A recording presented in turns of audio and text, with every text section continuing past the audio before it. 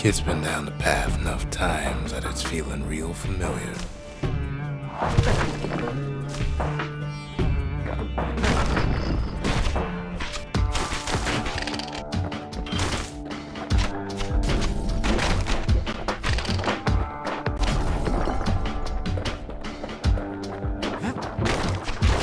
But then somebody gets to the core before the kid.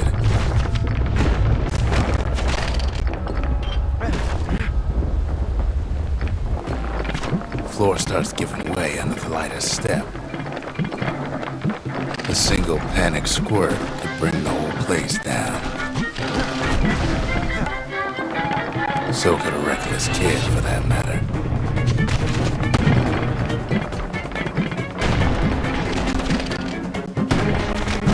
Fragments of the old world rain from the sky.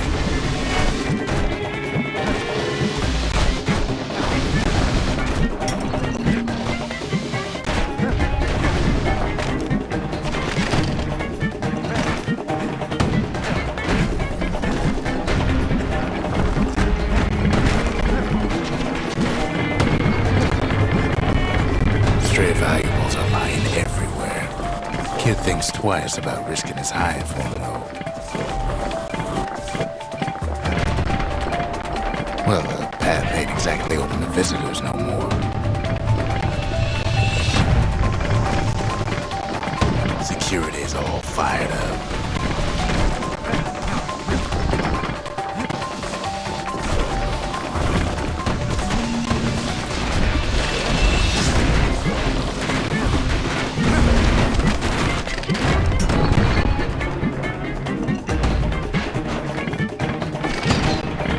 See, the path was intended for leisurely strolling and such.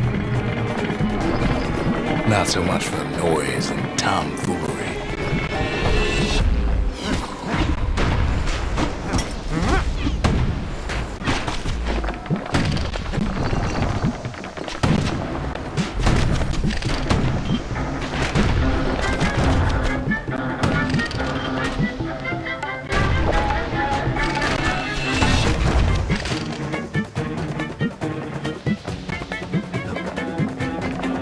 Sky bridges link the path together. One of them bridges whips the kid along. Air travel always was an iffy proposition. But calamity changed everything, even where the wind blows.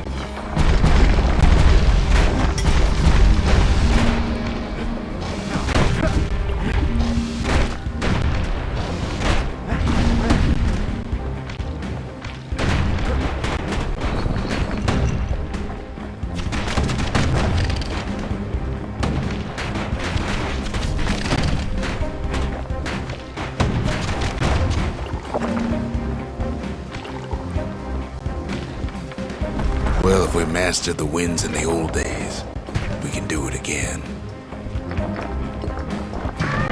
But the question is,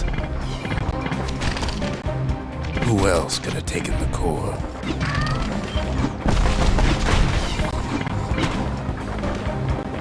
Well, ain't no survivor stole the thing. Scumbag ate it by mistake.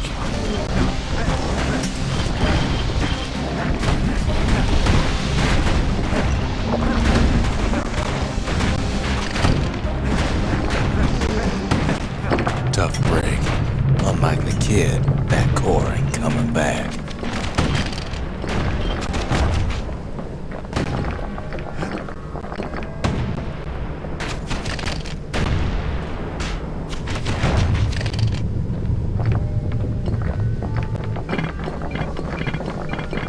No, they used to ship live munitions down the path. Find time to find them.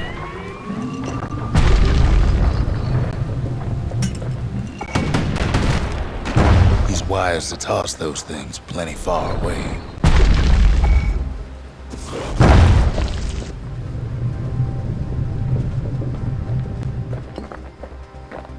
Even gas fellas need some shut-eye from time to time.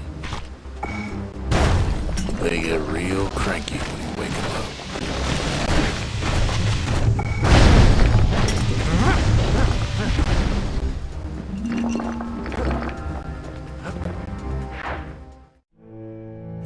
his toil, Kid keeps coming back to an overwhelming question. Who else could have survived the calamity?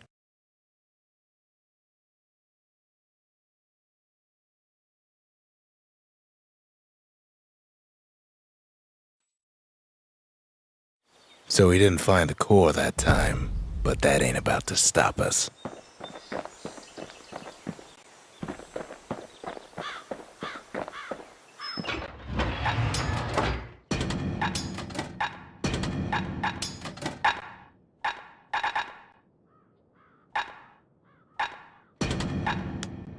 A bow and a machete, every bit as effective as the fancier stuff.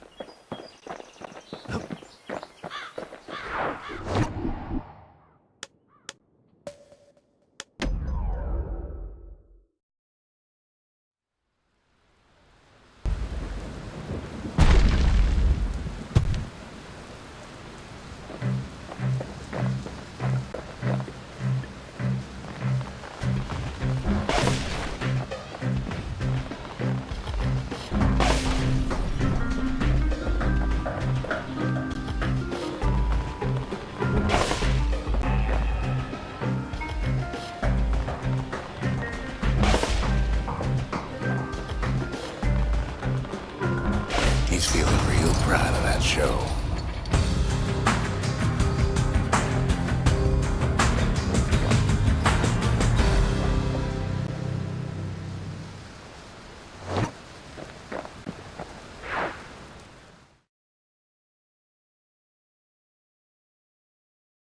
I almost don't believe it when he says he passed the Breaker's challenge.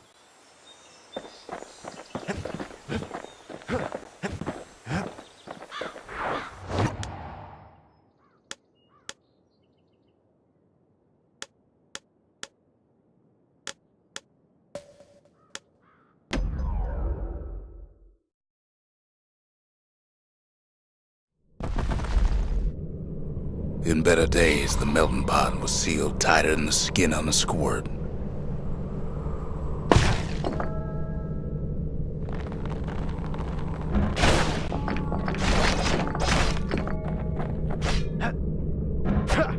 Of all the plans to survive the calamity, it had to be stabweeds.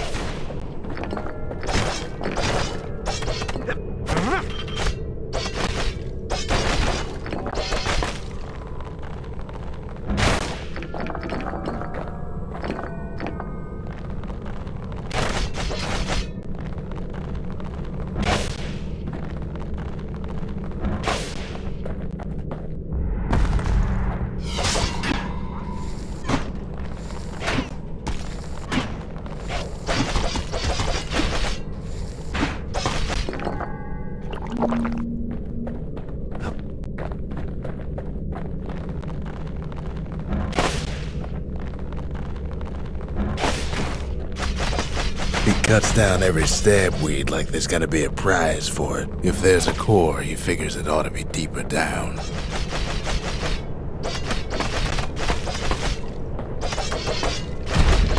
Core's stuck inside one of those fancy cages.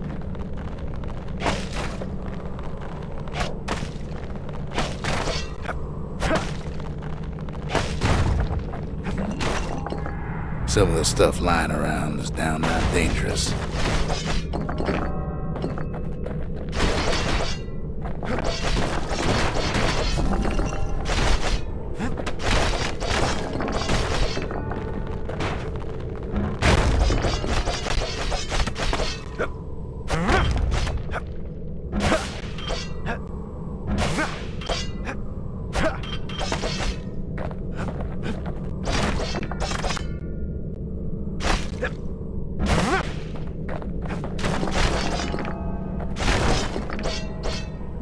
No breaking a cage like that, but the kid tries anyway. Gotta find a way to spring it open.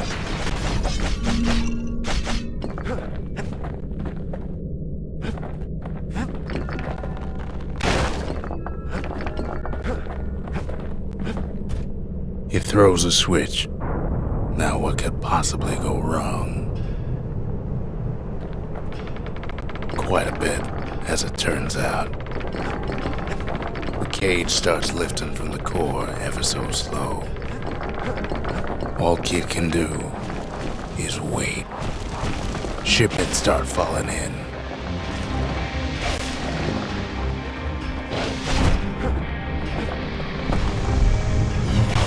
Not every squirt's born bad. Some spring to the kid's defense. Judging by the movement of the cage, it's gonna take a little while.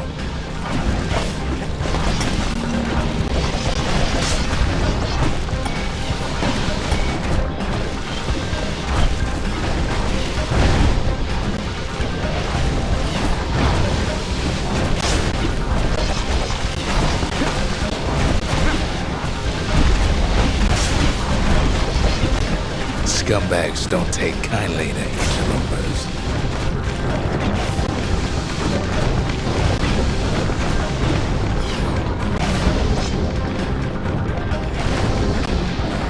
Even some gas fellas take his corner. Heard it pop that mean old foreman.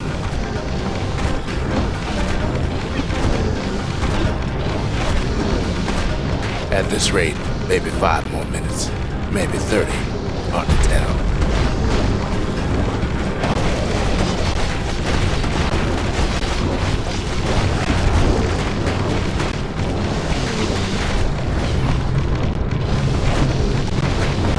Squirts get real territorial around the core.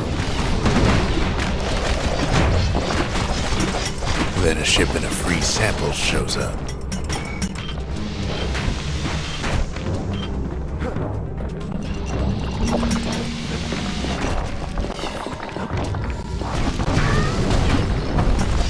One thing's for sure, that cage is awful heavy.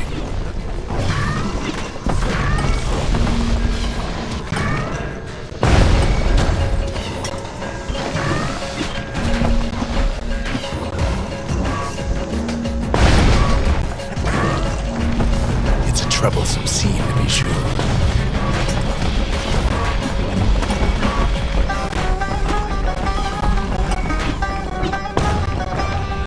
It ain't all bad, as the kid finds some spices from the motherland, tax-free. A few moments left, and the core goes free. 10, 9, 8, 7, give or take a few seconds. Finally, the core's within reach. And done. Ain't no easy way out of this mess.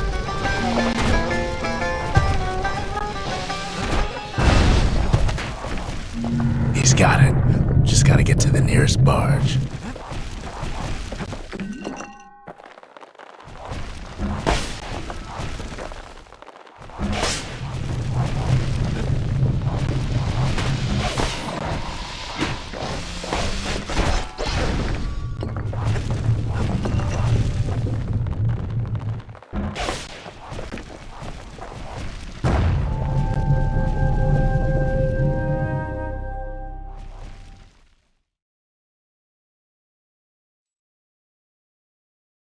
I still remember the look on his face after that one.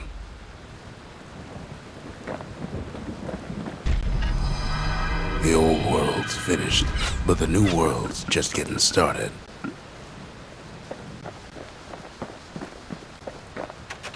Folks voyaged across the boundless sea to found Ceylondia. It was good living here for a while.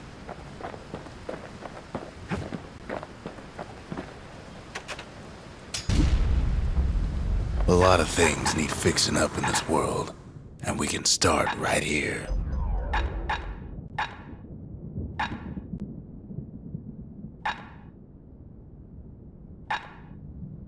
Kid packs a special surprise in every one of those arrows.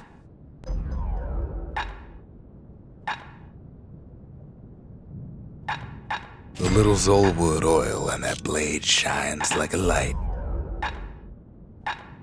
Kid's lifelong friends looking fit to keep on fighting.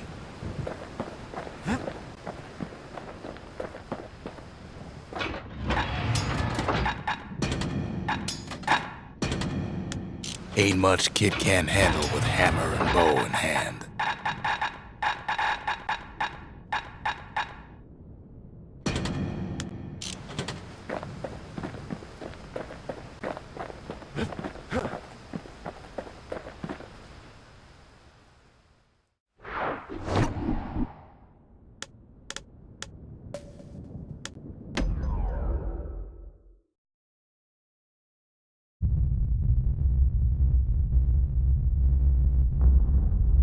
The dead welcome him with open arms.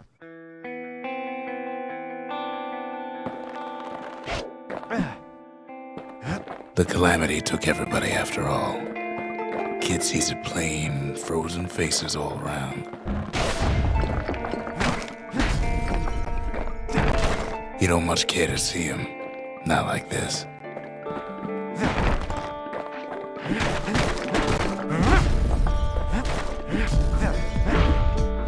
These folks never saw the calamity coming, but someone did. Someone close. Someone who ain't like Mr. Beckley and his kindly wife.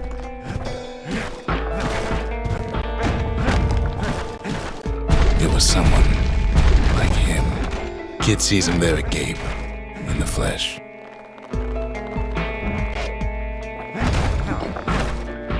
It's a snag or two trying to get to him. He ain't about to stop, no matter what.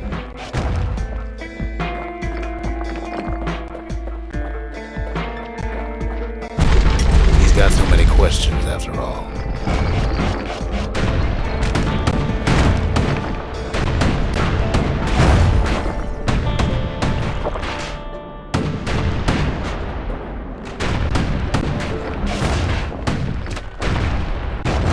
Just ain't got time for answers. The Thunder brothers didn't make it.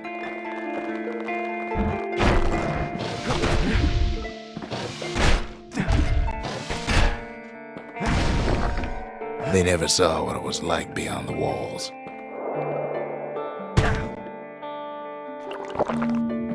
Nordy the bird boy didn't make it.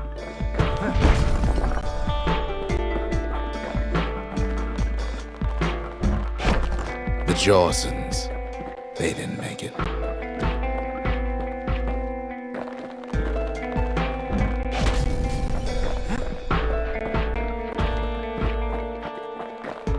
Grady Sr., Grady Jr., they didn't make it. But him, he survived.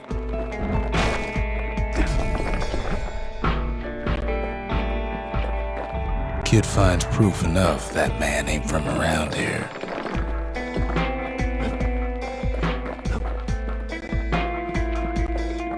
Just think, without that man, we wouldn't be here right now, would we?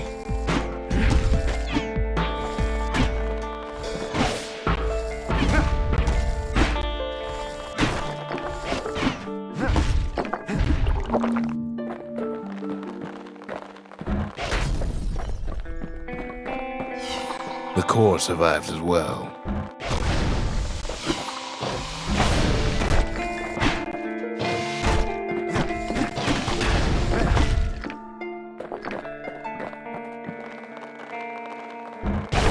Kid does what he has to do. And then...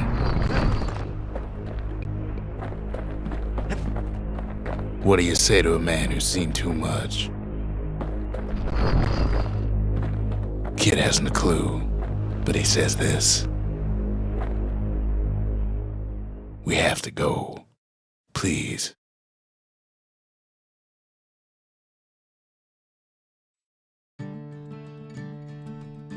He's a proper gentleman, that man.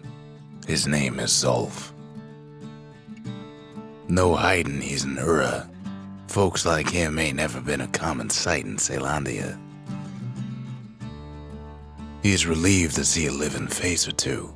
The kid and I introduce ourselves in kind. Both to him and to each other for the first time.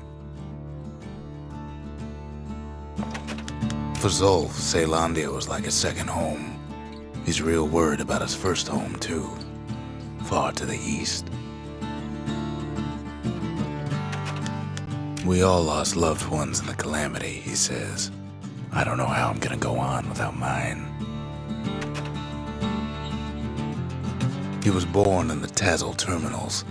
The Ura sent him on a mission of peace to our city, and he's lived here ever since.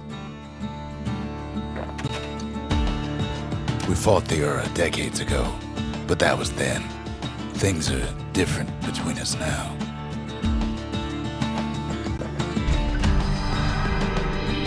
The cores, they remember.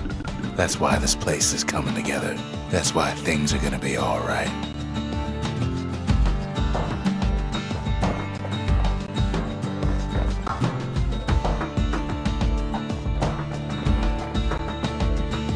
Well, look what we have here.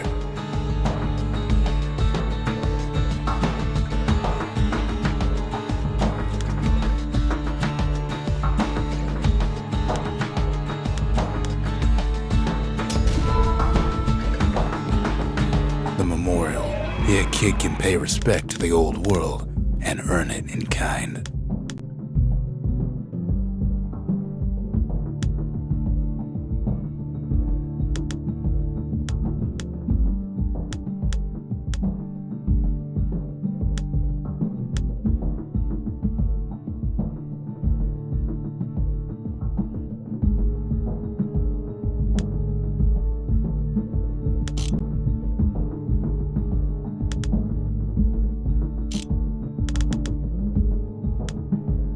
The valediction. Just another one of my sketches. Nothing more. Words can't express what happened, but they're all I got.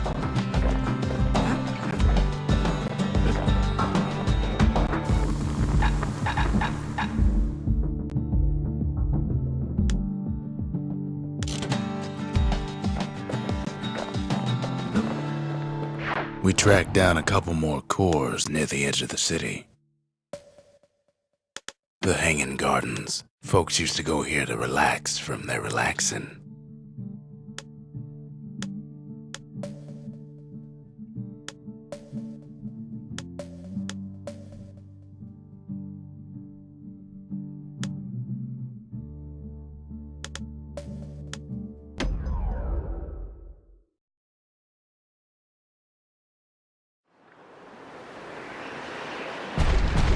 There's only one way to Cinderbrick Fort.